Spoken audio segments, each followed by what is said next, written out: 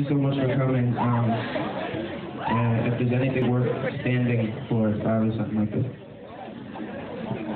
Dedicated to all the grown-ass men in here. Thank you so much. Set an example for everybody else. When this man enters a room, he wishes to keep his chin up, to carry with him a continental smile and a heart that lifts the floor like a splintering brass chorus of drums and saxophones, Quest and Coltrane marching to Gettysburg at my feet with shotgun improvs that grow and rock steady, playing like a humble bass line for the beautiful. The gorgeous shootouts that ring out throughout old Chicago jazz clubs and smoky New Orleans hallways. He is a man. He is a man because he claims he's claimed his humanity, yet still walks with a melancholy whisper of everything mama couldn't teach him, preacher couldn't preach to him. On Fridays when the party ends, the clouds unclench their fists. I walk home, empty pack of Marlboros in my back pocket. Girl, I don't know so well under my left arm, laughing too damn loudly. I sit under a poster of Hendrix with Mona Lisa-like eyes that follow me wherever the fuck I go. And I wonder, what's in a man? It wasn't always like that, though. Before the intrigue of standing tall swallowed my skin, every boy had a smiling father to dribble him. Every watch could stop, if you please. Every set of 5 fingers had a warm twin that fit. But since then, I've spent too many Sundays with the sun and girls just looking for big dick. Thought I had a good one once, but now all I do is write black love poems. The only thing she hates more than me are mirrors. The only thing I hate more than love is not being in it. Call it crystal-eyed or young of me to say, but some days I wake up wondering, where have all the trumpets gone? What makes a man? What have they done with Motown's tongue? When the sound of my own breath become not enough music to get me through the night, and why? And why can't we let ourselves go in the nighttime without fucking it up in the morning? In the morning, wake me up like we died in each other's arms 12 hours prior and had been planning to do so on breath cue from the first time my lips cuddled your forehead. I know my carpet may not taste as sweet as the Golden Gate, but you slept here last night, and somewhere between the Bankers Club and the 8 Ball from yesterday, I was reminded that a broken heart bleeds red, so my past, my insides got you looking like a fresh fucking murder. Can I be a man and clean that up for you?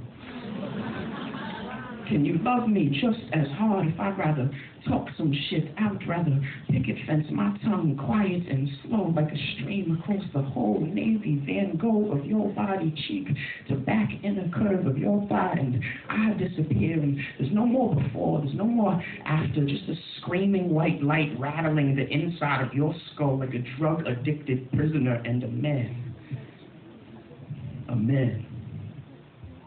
standing tall, face motionless, looking down on his work like a lost diamond.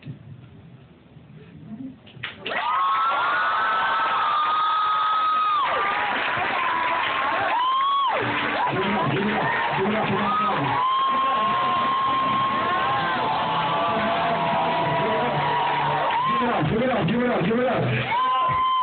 Coming back to the stage, please. All of your love, all of your energy, all of your life and your light. Are y'all good? Are y'all living good? Check it out. Everybody got to participate. I said shit. Come on, check it out. Coming up to the stage, give it up. Go.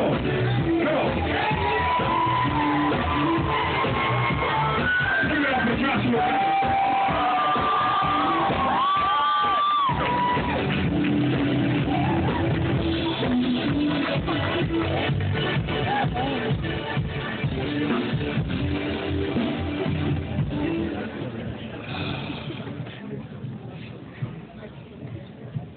Hey, everybody. Do it, Doc. This is a new poem. Everybody all right? Yeah. Still stoic in here, and like, I'm in grad school, so it's just quiet all the time, and it just freaks me out. So like, when you like stuff, like, just give it all to me. All right, so, well, I'm about to get really serious right now. But, so, this is a poem about my younger brother, Levi, who is, he's beautiful and, incredibly gifted. And for some reason, for the past 13 years, teachers and doctors have been telling him everything but that. So this is for him and everybody else whose brain doesn't fit into what society tells you it should be.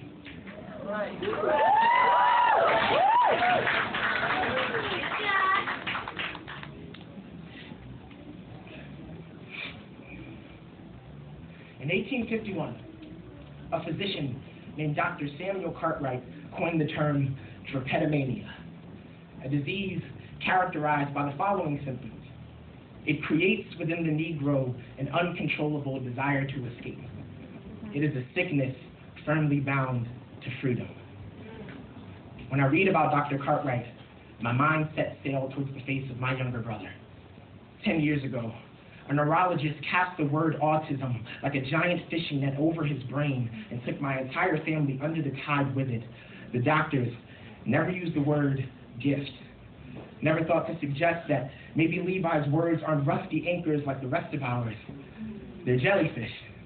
You think you can see right through them, but it's only because you're too fixated on the surface.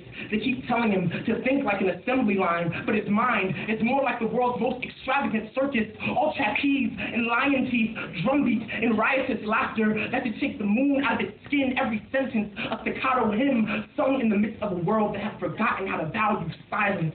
When did the brain become an appliance? When did we start doing Dr. Cartwright's work for him, turning our children into chattel and our schools into asylums where we medicate based on myth? This is not just about my younger brother. It's about our obsession with normalcy and the wars we have waged in its name. For Christopher Baker, a 13-year-old boy from Lexington, Kentucky, whose teacher stuffed him in a duffel bag and just left him there for 20 minutes, a flailing albatross, desperate for sky when his mother burst through the classroom doors. I can just picture his name falling like a tiny revolution from her mouth and overturning the silence that had conquered the room. Levi, they will come for you too. They will tell you to laugh and lift and work on cue. If you can't muster the emotion, then just fake it like all the other good robots do. Be human. Be like me. Be a social butterfly with gender-normative wings. Smile big. Smile pretty. Be quarterback, point guard, catball, courageous. Be bicep and jackhammer spark. Call the pretty girls ugly and mean it with all of your heart. Your scribbles are just scribbles, Levi. Don't dare call them art. Don't dare be an enigma. There is no space for your kind of beautiful here. No room for those Harriet Tubman, Nat Turner type visions that can spin shackles into vapor. We have seen what can happen when a mind goes unchained. We have built entire industries around keeping our modern day Michelangelos in check. How many children, how many masterfully written lives must be dashed into the ground before we can call this a genocide on creativity?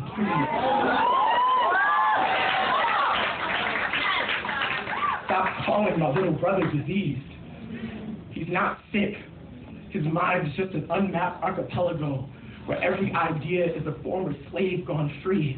So the next time they tell you that your neurons are a crime, little brother, you tell them this for me.